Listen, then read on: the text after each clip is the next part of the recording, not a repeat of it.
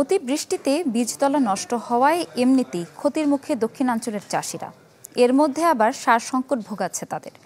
অভিযোগ, নির্ধারিতর চেয়ে বেশি দামে সার কিনতে বাধ্য হচ্ছেন তারা। বলছেন, উৎপাদন খরচ বাড়ায় বড় ধরনের লোকসানের মুখে পড়তে হবে। আমনের চারা রোপণে ব্যস্ত সময় পার করছেন ঝালকাঠির পিপ্তা গ্রামের কৃষকরা। গেল আশ্বিনের বৃষ্টিতে বীজতলা তলিয়ে যাওয়ায় অনেকের চারা নষ্ট হয়ে গেছে। আবারও চারা রোপণের খরচের সাথে যুক্ত হচ্ছে সার নিয়ে দুশ্চিন্তা। বরিশাল বিভাগের 6 জেলার আমন চাষিদের একই অভিযোগ। নির্ধারিত দামে সার পাচ্ছেন না তারা। গুনতে হচ্ছে কেজিতে 3 থেকে 10 টাকা বেশি।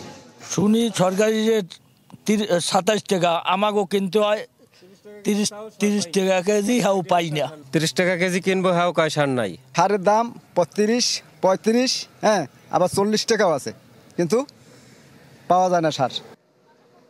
সার ব্যবসায়ীদের দাবি, বেশি দামে সার কিনছেন, তাই বেশি দামে বিক্রি করছেন।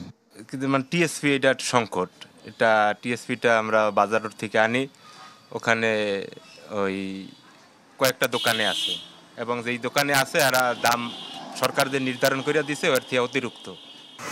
তবে কেউ বেশি দাম নিলে ব্যবস্থা নেওয়ার আশ্বাস কৃষি কর্মকর্তা।